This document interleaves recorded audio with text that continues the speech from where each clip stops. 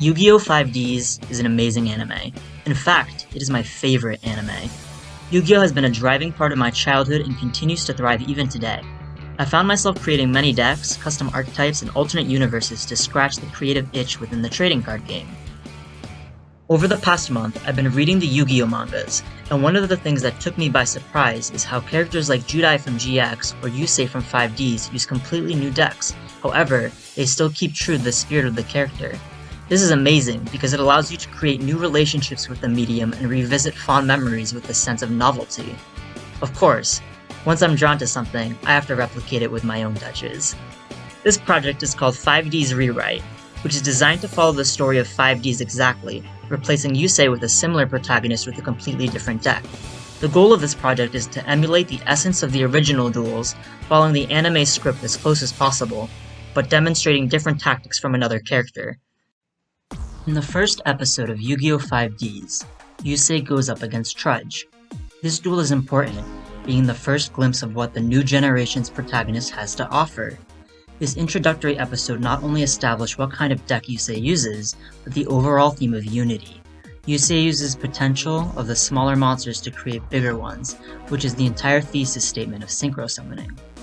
This is why that, when we see Trudge summon his incredible boss monster, the Montage Dragon, with not only ease but a condescending vigor, we are left worried for Yusei's sake, who has only utilized low-level monsters up until this point. This makes the reveal of Junk Warrior important, as it symbolizes the previous motif of solidarity that synchro summoning stands for, and paves the way for a monster that we will learn to confide in during moments of which our protagonist's back is against the wall. Thus, this episode has two goals. 1.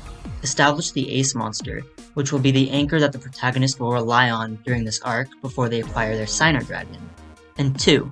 Replicate the comeback on Montage Dragon to enforce the mentality that a comeback is always possible. Before we start this duel, I'd like to preface that I'm going to be ignoring speed counters entirely, and any speed spells involving them shall behave as regular Master Duel spells. However, the concept of obtaining speed still applies like in the manga, where sometimes reaching a destination before another could be a potential win condition. We start off the duel as normal. Trudge goes first and normal summons Assault Dog, setting a card face down and ending his turn. Our protagonist, who I'll be referring to from now on as Proto for simplicity, summons Vylon's Soldier to attack over Assault Dog. This triggers Assault Dog's graveyard effect to summon more copies of itself. Trudge only summons one additional copy in this duel, as we will soon learn that the third Assault Dog resides in his hand. Proto sets 2 cards face down and ends his turn. Trudge, following suit of the original duel, tributes his Assault Dog in favor of Handcuffs Dragon, who has just enough attack to dispose of Vylon's Soldier. Proto activates Negate Attack to spare his Soldier, but Trudge activates Wiretap in response, negating the activation and shuffling it back into the deck. The attack connects and Vylon's Soldier is destroyed. During Proto's turn, he summons Hanawata in defense position, then sets an additional card face down. However, Trudge isn't the type of duelist to let down when the opponent is on the defensive. He sends 3 monsters from his hand to the graveyard to meet the summoning requirement of his ace monster, Montage Dragon. Montage Dragon gains attack equal to the combined levels of the sent monsters times 300. The total levels are 10, thus Montage Dragon becomes a 3000 attack behemoth. Handcuff Dragon attacks Hanawata, destroying it, which paves the way for Montage Dragon to declare a direct attack. Proto has 2 face-down cards, but elects not to use them to keep his options open in the future, receiving the entire blow. Proto starts off his turn by activating Curse of Anubis, switching all face-up monsters on the field to defense position and reducing their defense to 0. Afterwards, Proto activates back to the front, allowing him to special summon Hanawata from the graveyard in defense position. He follows this up with the normal summon of Wind-Up Dog, a small level 3 puppy that has the one-time effect to increase his attack by 600 and its level by 2 until the end of the turn. Proto tunes the level 1 Hanawata with the level 5 Wind-Up Dog to summon his trusty sidekick, Flamevel Urukizus. Proto activates Twin Swords of Flashing Light by discarding Twister from his hand, equipping it to Urukizus. This lowers his attack by 500, but allows it to attack twice per battle phase. Urukizus attacks into Montage Dragon, who is currently at 0 defense, and Trudge receives the full blow of damage as Urukizus has the ability to deal piercing battle damage. The duel comes to an end when Iruki's second effect activates. Because it dealt damage to the opponent, it gains 300 attack, putting it at 1900, which is just enough to defeat Trudge as he declares the second attack onto Handcuff's dragon. Before we wrap up this episode, I'd like to discuss a little bit about Proto's monster lineup.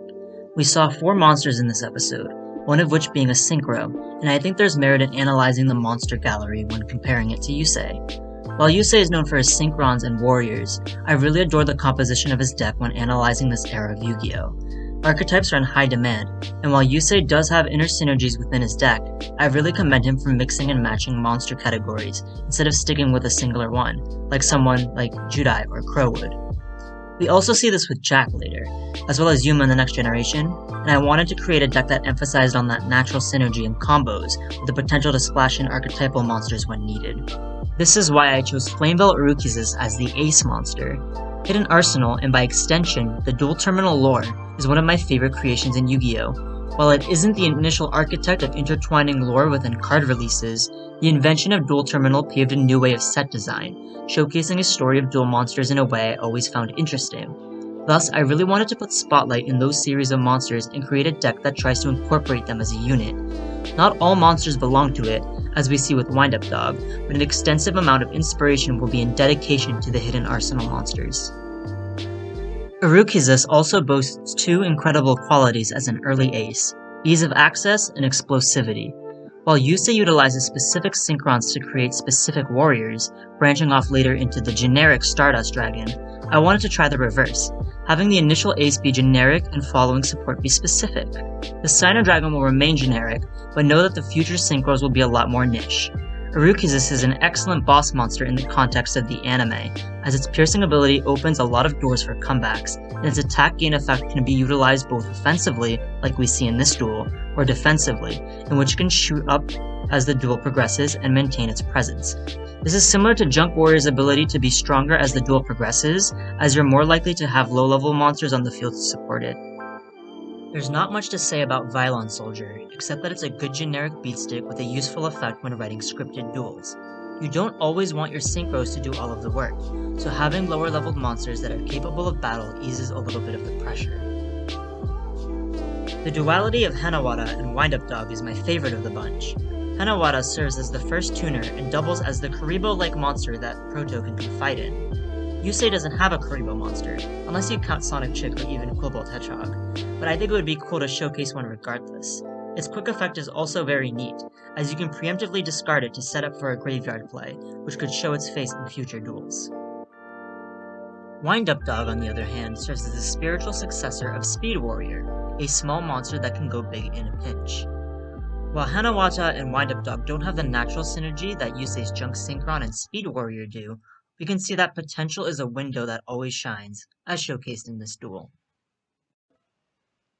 With that being said, this concludes today's episode of 5D's Rewrite. In the next episode, we will see Proto go against Lenny, the bug user. If you like what you see, please subscribe for more content, and until then, I'll see you guys next time.